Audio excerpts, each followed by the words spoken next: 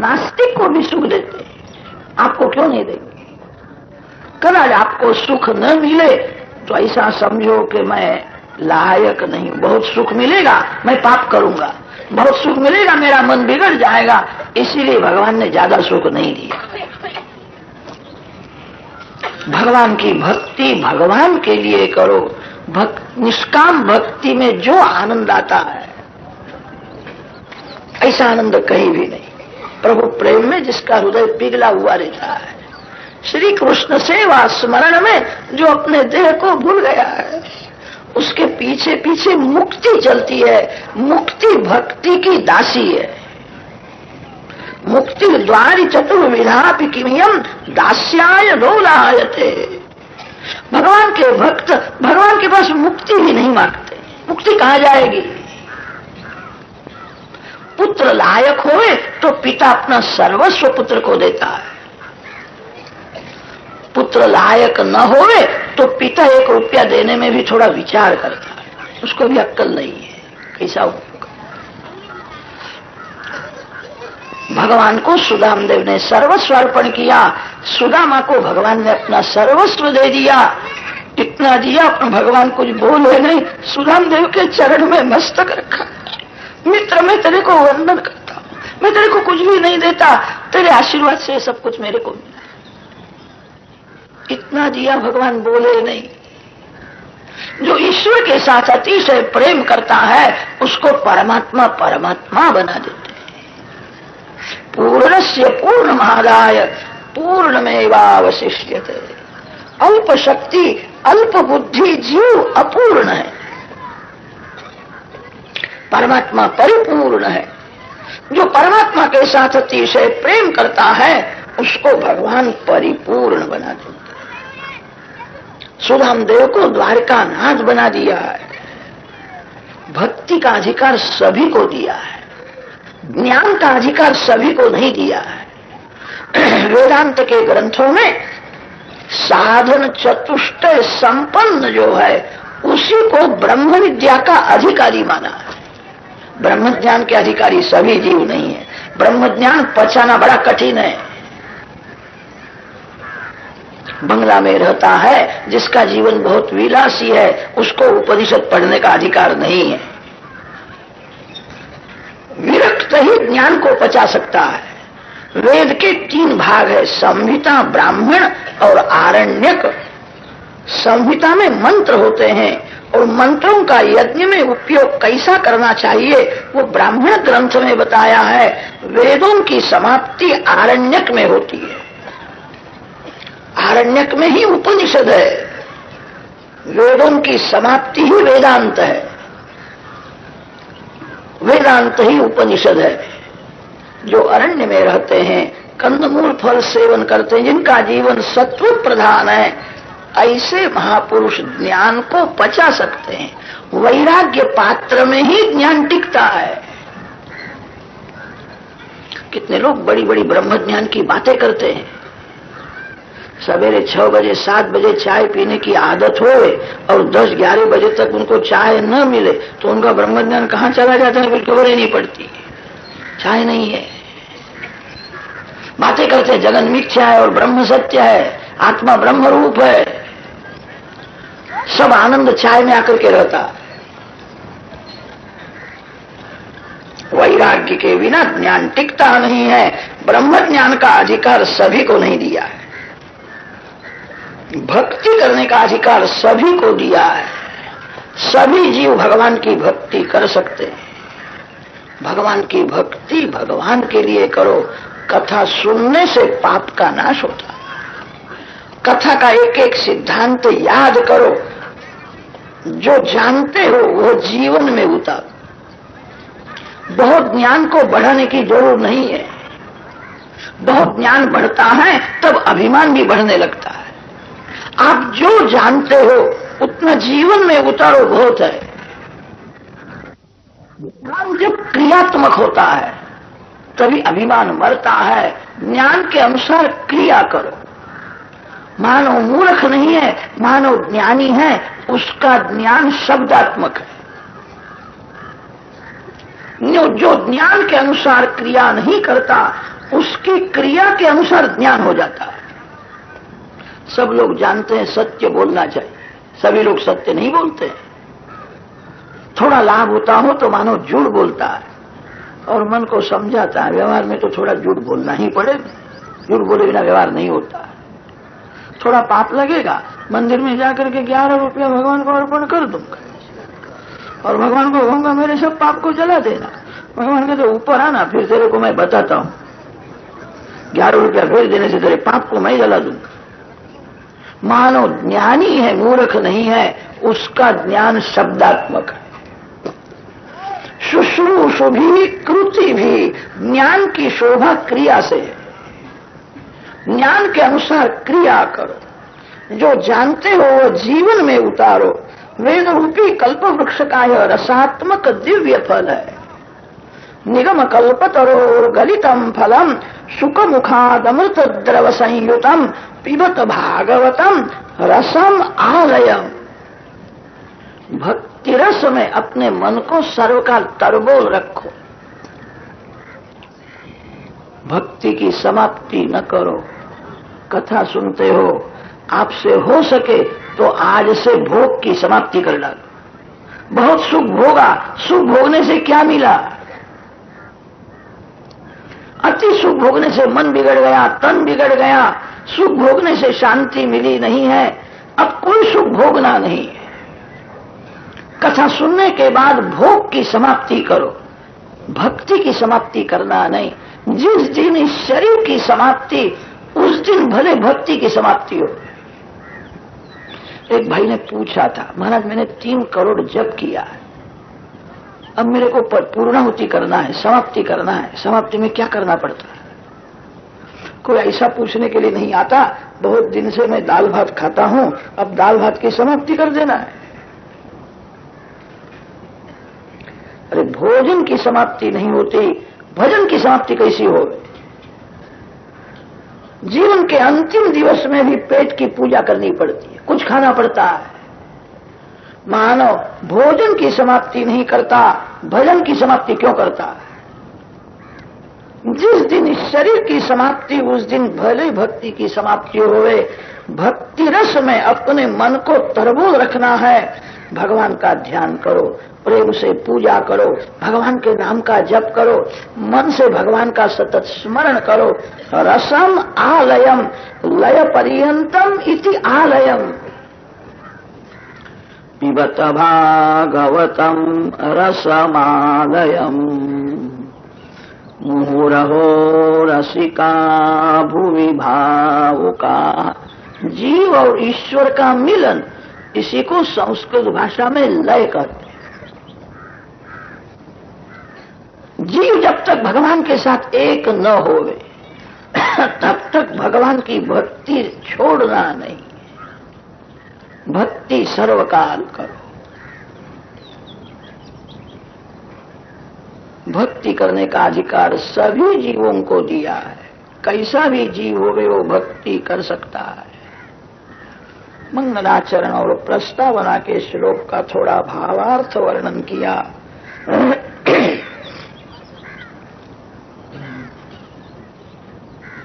नैमिषे निमिष क्षेत्रे ऋषयः शौनकादयः सत्रं स्वर्गाय लोकाय सहस्र सममासत। एक बार ऋषियों को ऐसी इच्छा हुई, दिन भर हमको भक्ति करना है। ऐसी कोई पवित्र भूमि मिले कि जो भूमि हमको भक्ति में साथ देवे। गृहस्थ का घर बहुत पवित्र नहीं होता है। गृहस्थ के घर में काम के परमाणु घूमते रहते हैं। गृहस्थ के घर में जानते अजानते पाप हो जाता है। घर में भक्ति होती है, घर में सर्वकाल भक्ति नहीं होती। और ऋषियों को ऐसी इच्छा हुई सर्वकाल भक्ति करना है। ऐसी कोई पवित्र भूमि होवे जो भूमि हमको भक्ति में साथ देवे। भूमि की असर मन के ऊपर होती है।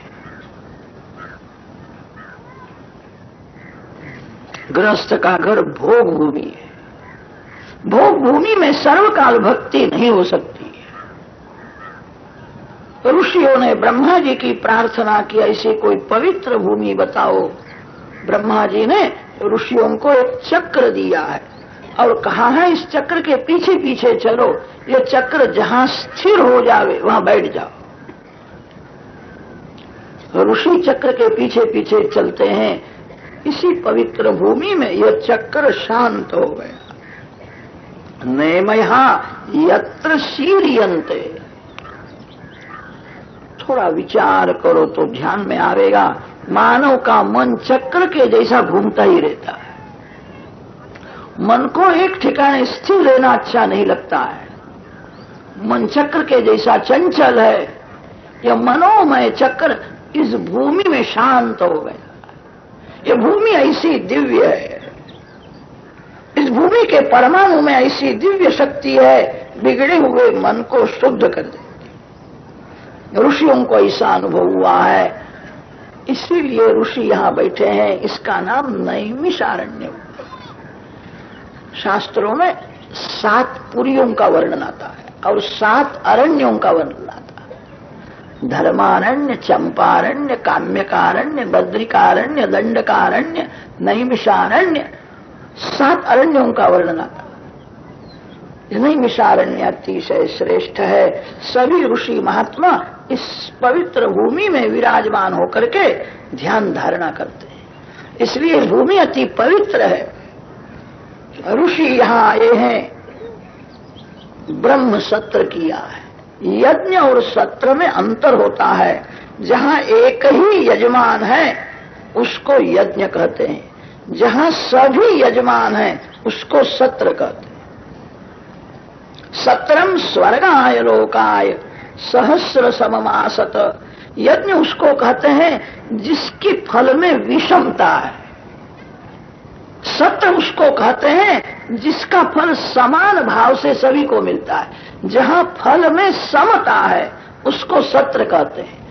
फल में जहां विषमता है उसको यज्ञ कहते हैं। यज्ञ में एक ही यजमान होता है।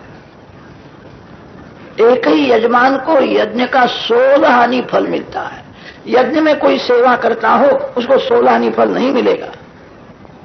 जो संकल्प करता है, जो ब्राह्मणों को दक्षिणा देता है, उसी को यज्ञ का 16 हानि फल मिलता है। यज्ञ में कोई सेवा करे उसको 2 आनी 4 आनी सेवा के अनुसार उसको फल मिलेगा। यज्ञ उसको कहते हैं जहां फल में विषमता है, वही यज्ञ है। सत्र उसको कहते हैं जहां सभी को समान फल मिलता है। भागवत की कथा ज्ञान सत्र है। कथा में जितने बैठे हैं सभी यजमान हैं। सत्रम स्वर्गाय लोकाय सहस्र सममासत। कोई वैष्णव बहुत गरीब हो उसको पैसा देने की जरूर नहीं है। भागवत को भगवान का स्वरूप समझ करके वंदन करे, शांति से कथा सुने। हजारों रुपया का जो खर्च करता है उसको जो फल मिलेगा वही फल उस गरीब वैष्णव को भी मिलेगा जिसने पैसा भी नहीं दिया। कथा का फल सभी को समभाव से मिलता है। जहां फल में समता है उसी को सत्र कहते हैं। जहां फल में विषमता है उसी को यज्ञ कहते हैं। सभी ऋषि यजमान हैं। ऋषि बैठे हैं। ऋषियों के यज्ञ में सूत जी आए। सूत जी का सम्मान किया है। ऋषियों ने सूत जी को सुंदर प्रश्न किया है, मानव का कल्याण होवे ऐसा कोई उपाय बताओ। कल्याण किसको कहते हैं? आजकल तो बहुत से लोग ऐसा समझने लगे हैं 1 लाख 2 लाख रुपया हाथ में आ जाए तो कल्याण। बहुत पैसा मिलने से कल्याण होता है। पैसा से सुख मिलता है, पैसा से दुख का अंत नहीं आता है। जिसके हाथ में पैसा है वो दुखी है। बाहर से वो जगत को बताता है मैं सुखी हूं, पैसा से दुख की समाप्ति नहीं होती है। कल्याण किसको कहते हैं? वेद में 2 शब्द आते हैं, श्रेय और प्रेय। थोड़ा समय तक जो प्रिय लगता है, थोड़े जीवों को जो अच्छा लगता है, उसको प्रेय कहते हैं। जो सभी को अच्छा लगता है और सर्वकाल अच्छा लगता है, कभी जिसमें अरुचि नहीं होती है। संसार के सभी विषय प्रेय स्वरूप है। आनंदमय परमात्मा श्रेय स्वरूप है। आनंद सभी को चाहिए। आनंद में किसी की अरुचि नहीं है, सर्वकाल चाहिए। श्रेय स्वरूप परमात्मा नारायण है। श्रेय प्राप्ति का सरल साधन बता। साधन कठिन होवे तो कलयुग के लोग नहीं कर सकते। साधन सरल होवे। कलयुग का मानव दुबला है।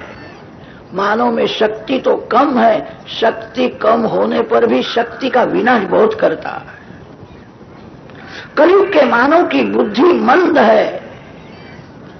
मंदाः सुमन्दमतयः मंदभाग्यायुपद्रुताः। कलयुग का मानव मंद बुद्धि वाला दुर्बल है। साधन सरल होवे तो ही कर सकता है। साधन कठिन होवे तो कोई करेगा नहीं। हमारे लिए व्यास जी ने यह लिखा है, कलयुग के मानव मंद बुद्धि वाले होते हैं, दुर्बल होते हैं। बहुत से लोग अपने को बड़ा सयाना समझते हैं, अक्कड़ में चलते हैं। मैं बड़ा बुद्धिमान हूं, मैंने ये सब कमाया है। व्यास जी ने लिखा है, कलयुग के लोग मंद बुद्धि वाले हैं। जो काम करने की बहुत जरूरत है मानव वह नहीं करता, और जो काम करने की जरूरत नहीं है वह करता है। इसीलिए उसको मंद बुद्धि वाला कहा है। लोग यात्रा करने के लिए जाते हैं, यज्ञ करते हैं, दान देते हैं, ठीक है। अति उत्तम तो यह है, घर में प्रातः काल में 4 बजे से 5:30 बजे तक शांति से भक्ति करो, आपका कल्याण होगा। बहुत दान देने की जरूरत नहीं है, यज्ञ करने की बहुत जरूरत नहीं है, आपका घर तीर्थ हो जाएगा। सवेरे 4 से 5:30 तक शांति से बैठ करके भजन करो। बहुत जरूरत है। मानो जिसकी बहुत जरूरत है वह नहीं करता है, जो जरूर नहीं है वह करता है। प्रातः काल का 4 से 5:30 तक का समय बहुत पवित्र माना है।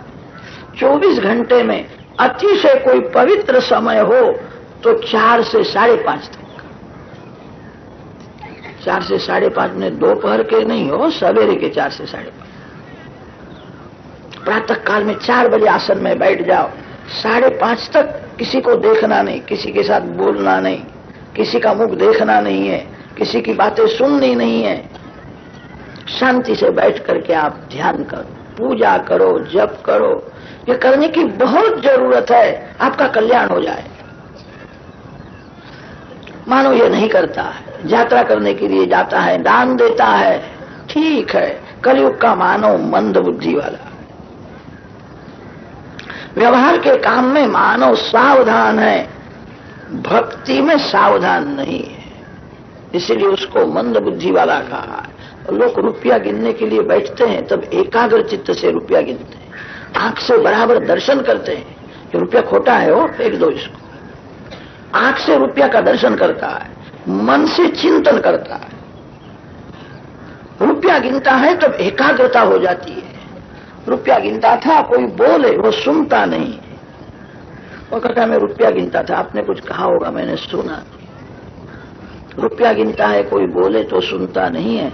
माला करने के लिए बैठ जाओ, कोई बोलता है वो सब सुन लेता है।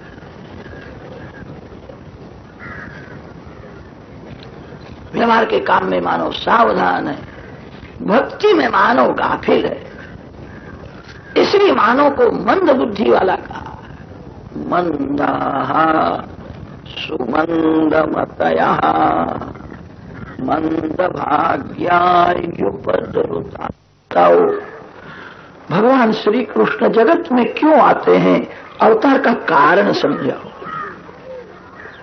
श्री कृष्ण की मधुर कथा अनेक बार सुनी है तो भी तृप्ति नहीं होती है। श्री कृष्ण दर्शन में तृप्ति नहीं होती है। जब श्री कृष्ण का दर्शन करो, प्रेम से दर्शन करो, आनंद आएगा। लोग सिनेमा देखने के लिए जाते हैं, एक बार देखे, 2 बार, 3 बार देखे, फिर मन उब जाएगा, फिर देखने की इच्छा नहीं होगी। भगवान का स्वरूप ऐसा दिव्य है, 3 बार नहीं 1000 बार दर्शन, तृप्ति नहीं होती है। भगवान का दर्शन हृदय से भावपूर्वक। श्री कृष्ण क्षण क्षण में दर्शन में अलौकिक आनंद देते। प्रतिक्षणे नवम नवम नमामि नंद संभवम। श्री कृष्ण भगवान प्रतिक्षण में प्रेम से जो दर्शन करता है उसको अलौकिक आनंद देते हैं। भगवान के दर्शन में जिसको तृप्ति होती है वो वैष्णव नहीं है। भगवान क्षण क्षण में अलौकिक आनंद देते। अरे भगवान के दर्शन में आनंद आवे तो क्या आश्चर्य है। प्रेम से हरे कृष्ण कृष्ण कृष्ण हरे हरे प्रेम से बोलो। जब बोलोगे तब हृदय पिघलेगा, शरीर में रोमांच आएंगे, आंखें गीली हो जाएगी। भगवान का नाम क्षण क्षण में आनंद देता है। भगवान की कथा जब सुनो कथा में आनंद आता है। अनेक बार कथा सुनी है, कथा में तृप्ति नहीं होती। वयं तु न वितृप्यामः उत्तम श्लोक विक्रमे यच्छृण्वताम् रसज्ञानम् स्वादु स्वादु पदे पदे। संसार के विषय भोगने के बाद तुच्छ लगते हैं। विषय मानव जब तक नहीं भोगता है तभी तक मीठे हैं, विषय भोगने के बाद कड़वे हो जाते हैं। जिसको श्रीखंड पूरी बहुत भाती हो उसको अच्छा श्रीखंड और पूरी खिलाओ। 2-4 कवल में तो उसको बहुत मजा आती है। श्रीखंड बहुत अच्छा है, बहुत अच्छा है। भूख शांत हो जावे, पेट भर जावे, फिर श्रीखंड में स्वाद नहीं रहता है।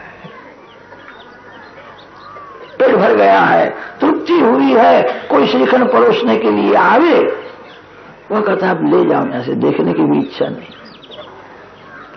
कदाच कोई कि आपको तो बहुत भाता है, बहुत अच्छा है, भाता है, अच्छा है, पर देखने की भी इच्छा नहीं, ले जाओ यहां से। श्रीखंड खाने के बाद श्रीखंड को देखने की इच्छा नहीं होती, श्रीखंड में से मन हट जाता। कदाच घर में से पत्नी ऐसा कि आपको देखने की इच्छा नहीं है तो भिखारियों को बुला करके बांट दो कि ना बांटना है, ढांक के रखना, रात्रि में उसको देख लूंगा। अभी देखने की इच्छा नहीं, रात्रि में देखने की इच्छा है। विषय भोगने के बाद कड़वे हो जाते। कृष्ण कथा ऐसी नहीं है। जब कथा सुनो, जब प्रेम से भगवान के नाम का कीर्तन करो, जब दर्शन करो, नवीन आनंद आता है। अनेक बार यह कथा सुनी है तो भी तृप्ति नहीं होती है। विस्तार पूर्वक आप कृष्ण कथा।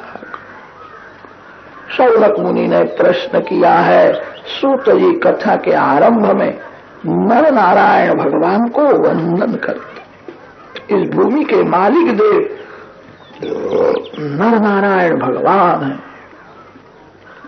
भरत खंड के मालिक देव बद्रिकाश्रम में विराजमान नर नारायण स्वामी है। नारायणं नमस्कृत्य नरं चैव नरोत्तमं देवीं सरस्वतीं व्यासं ततो जयमुदीरयेत्।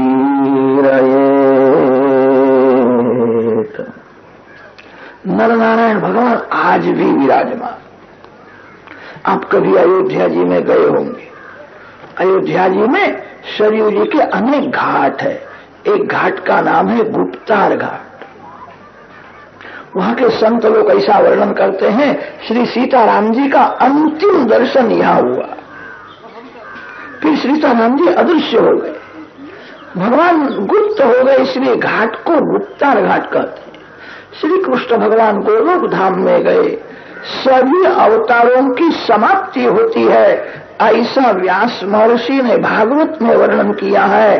व्यास जी ने पंचम स्कंध में ऐसा लिखा है, नर नारायण भगवान आज भी है।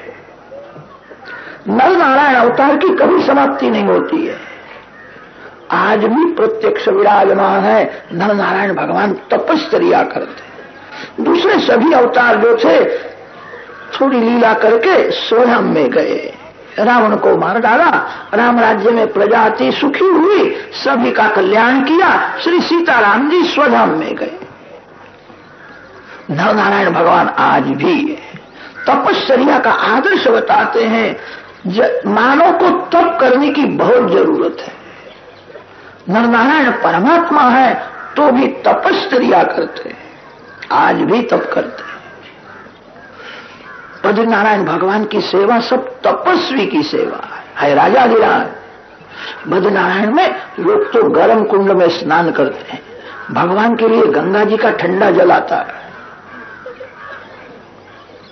बद्री नारायण में गर्म कुंड न होए तो बद्री नारायण में जाना अशक्य है।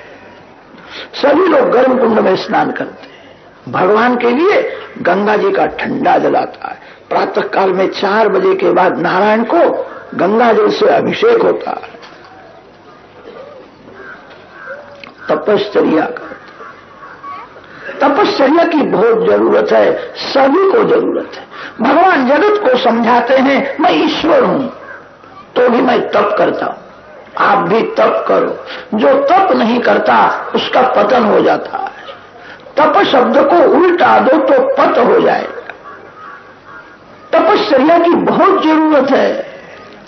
बद्री नारायण में एक विशेषता है, माता जी को भगवान ने कहा है मेरे साथ में बैठना नहीं, बाहर जाकर के बैठो। बद्री नारायण में माता महालक्ष्मी जी मंदिर के बाहर विराज, अंदर अकेले नारायण है। नियम तो ऐसा है, लक्ष्मी नारायण साथ में ही विराजते, सीताराम जी साथ में विराजते हैं। बद्री नारायण भगवान जगत को समझाते हैं जिसको तपश्चर्या करनी है, द्रव्य का संग, बालक का संग, स्त्री संग, पुरुष का संग बहुत विघ्न करेगा। दूर हो। जिस स्त्री को सतत भक्ति करनी है पुरुष शरीर से दूर रहे, जिस पुरुष को सतत भक्ति करनी है वह स्त्री से दूर रहे। संग मन को बिगाड़ता है, द्रव्य का संग, बालक का संग, स्त्री का संग, पुरुष का संग। लक्ष्मी जी कोई स्त्री नहीं है, लक्ष्मी जी जगन माता है, लक्ष्मी ही नारायण है और नारायण ही लक्ष्मी है, दोनों एक है। पति पत्नी भिन्न होते हैं, लक्ष्मी नारायण भिन्न नहीं है।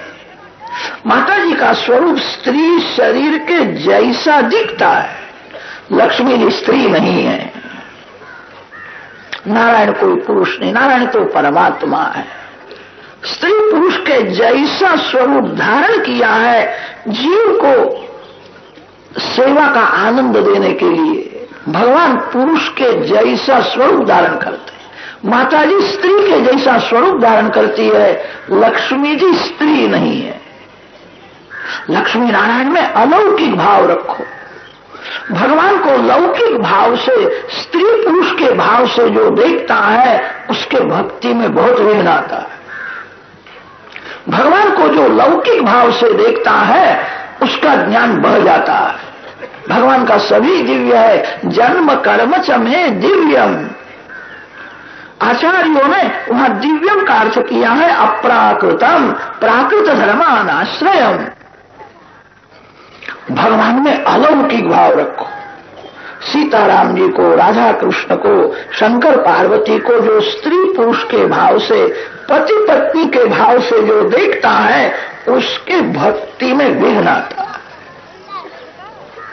भगवान में अलौकिक भाव रखो।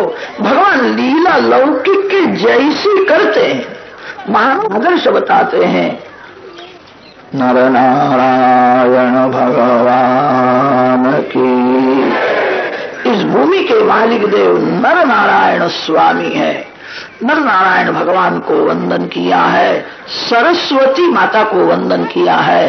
सरस्वती ज्ञान शक्ति है।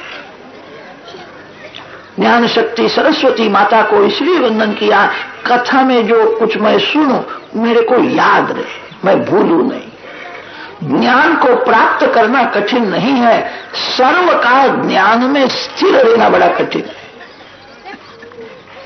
सरस्वती माता ज्ञान शक्ति है। देवी सरस्वती व्यासम, व्यास नारायण के अनंत उपकार है। बद्रिका आश्रम में बेर के झाड़ के नीचे व्यास महर्षि बैठे, पुराणों की वहां रचना की है, वेदों का विभाग किया है। व्यास जी का नाम है बादरायण। अतिशय भूख लगती है तब एक बार बेर खाते थे। हमारे लिए व्यास जी ने बहुत दुख सहन किया है और परिश्रम करके व्यास जी ने हमारे लिए पुराणों की रचना की है। व्यास महर्षि के अनंत उपकार है। कथा के आरंभ में व्यास जी को वंदन करते हैं, देवीं सरस्वतीं व्यासम ततो